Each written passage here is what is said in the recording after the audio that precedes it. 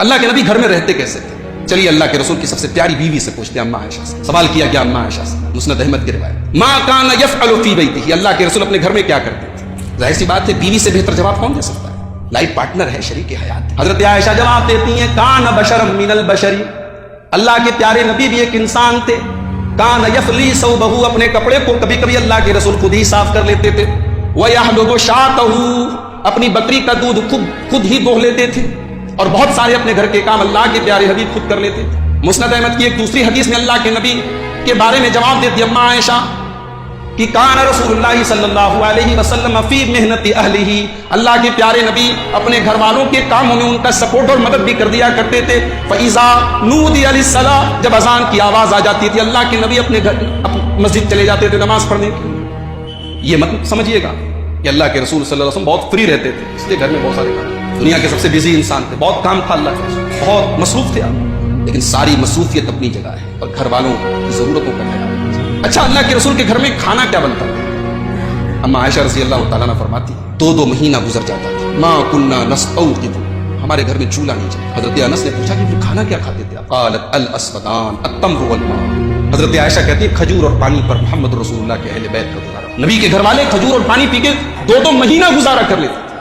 ایک صحابی کہتے ہیں حضرت نعمان بن بشیر رضی اللہ عنہ کہتے لقد رأیت نبیکم صلی اللہ علیہ وسلم ما کان یجد من الدقل ما یملؤ بطنہ، کہتے میں نے رسول کی زندگی میں ایسا ٹائم بھی دیکھا ہے کہ دقل کھجور بھی نہیں ہوتی تھی نبی کے گھر میں جس سے پیٹ بھر جائے۔ دقل جانتے ہیں آپ؟ عربی کی کوئی ڈکشنری اٹھا کے دیکھیں دقل کا مطلب کیا ہوتا ہے؟ دقل بولتے ہیں ارد التمر، کھجور کی سب سے گھٹیا کوالٹی، سب سے ردی کھجور۔ ایسا بھی ٹائم گزرا ہے اللہ کے نبی کے گھر کہ گھٹیا ٹائپ کی سب سے لو ٹائپ کی کھجور بھی نہیں ہے کہ جس کو کھا کر کے اللہ کے نبی کے گھر والے گزارا۔ بڑی سادہ اور بڑی قناعت والی زندگی اللہ کے رسول۔ آج یہ رونا پیٹنا جو ہم نے مچایا ہوا ہے، دنیا میں کوئی کروڑ پتی ہے، کوئی لکھ پتی ہے، کوئی کسی کے پاس اونچی اونچی بلڈنگ ہے، کسی کے پاس رہنے کو مکان بھی نہیں ہے۔ دنیا کی دولت بلڈنگوں میں نہیں ہے، دنیا کی دولت پیسے میں نہیں ہے، دنیا کی دولت سکون میں۔ وہ سکون کیسے ملے گا؟ اللہ کے پیارے نبی صلی اللہ علیہ وسلم فرماتے، بڑے غور سے سنیے گا، اللہ کے نبی فرماتے ہیں، ترمذی کی روایت ہے، من اصبح آمنا فی سربہ، من اصبح آمنا فی سربہ معافا فی جسدہ، جو آدمی سکون کے ساتھ اپنے گھر میں ہو، گولیوں کی بوچھار نہ ہو رہی ہو، گھر سے نکلنا دوبر نہ ہو۔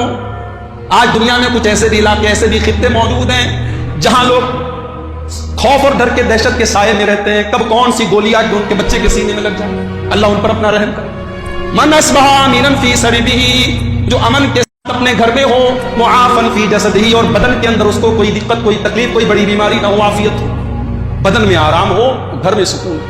عندہ قوت یومہ، اور 24 گھنٹے کا دن بھر کا کھانا اس کے پاس موجود ہو۔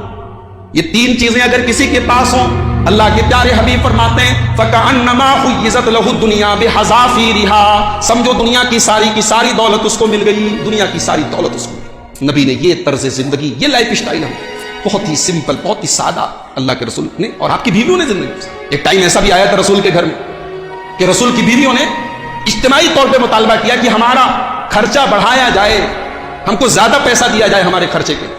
قرآن کریم کی آیت نازل ہوگی سورہ احزاب، یا نساء النبی یا ایھا النبی قل لازواجک، اے نبی اپنی عورتوں سے کہہ دو، ان کنتن تردن الحیات الدنیا وزینتها، اگر تمہیں دنیا ہی کی چمک دمک چاہیے، تمہیں دنیا ہی کی زندگی کا عیش و آرام چاہیے، فتعالین امتعکن واسرحکن سراحا جمیلا، تمہیں نبی کے گھر میں اگر آخرت سے کوئی مطلب نہیں ہے، صرف دنیا ہی بنانی ہے، تو نکل جاؤ نبی کے گھر سے، آؤ میں تمہیں رخصت کر دیتا ہوں، پھر اس گھر میں تمہارے لیے رہنے کی جگہ نہیں ہے۔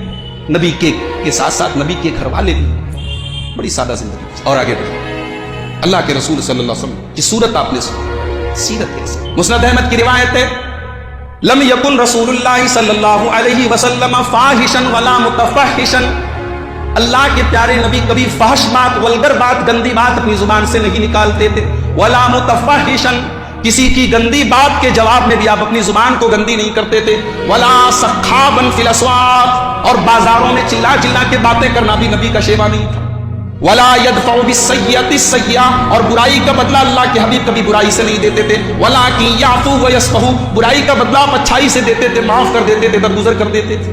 یہ اللہ کے رسول، اللہ کے نبی 4 بیٹیوں کے باپ تھے، اور نبی نے 4 بیٹیوں کی پرورش اس ایٹماسفیئر میں، اس ماحول میں کی تھی جہاں بیٹیوں کو بوجھ مانا جاتا، جہاں بیٹیوں کو کلنک مانا جاتا تھا، جہاں بیٹیوں کی پیدائش پر باپ کا چہرہ کالا پڑ جاتا تھا۔ जहां ऐसे भी लोग थे जो बेटी के पैदा होने पर जिंदा जमीन में गाड़ देते थे उसको। नबी ने 4-4 बेटियों की परवरिश की, बड़ी मोहब्बतों से पाला, बड़े नाजो नैन में पाला अपनी बेटियों को अल्लाह के, उनकी तमाम जायज ख्वाहिशात को पूरा, और अपनी बेटियों की बड़ी कदर करते थे। आपकी सबसे छोटी बेटी हजरत फातिमा ज़हरा रजी अल्लाह तआला, वो कभी जब मिलने के लिए आती थी अल्लाह के नबी से, हदीस के अल्फाज है, बुखारी की रिवायत, कान रसूलुल्लाह सल्लल्लाहु अलैहि वसल्लम यक़ूम, अल्लाह के नबी खड़े हो जाते और अपनी बेटी का हाथ पकड़ के अपनी बेटी का हाथ चूमते थे और कहते थे मरहबन बिबनती, मुबारक हो, खुशामदीद कि मेरी बेटी मेरे घर आई।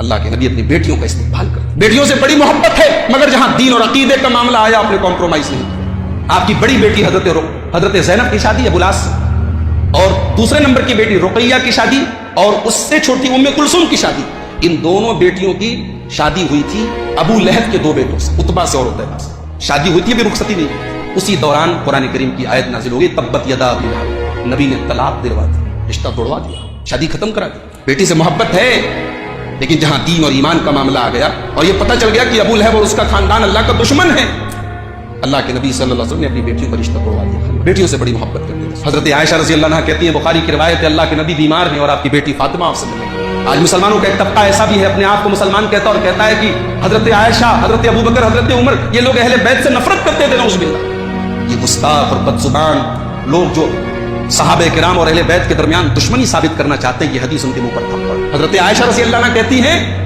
नबी की बेटी फातिमा मिलने की, मां कानत तुख्तिउ मिश्यतुहा मिन मिश्यति रसूलिल्लाह सल्लल्लाहु अलैहि वसल्लम, फातिमा की चाल नबी की चाल थी, फातिमा के चलने का अंदाज नबी के चलने के अंदाज की तरह था। अल्लाह के नबी बीमार हैं, लेकिन अपनी बेटी को देख के खुश हो जाते हैं, उठ के बैठ जाते हैं और अपनी बेटी का इस्तेमाल करते हैं।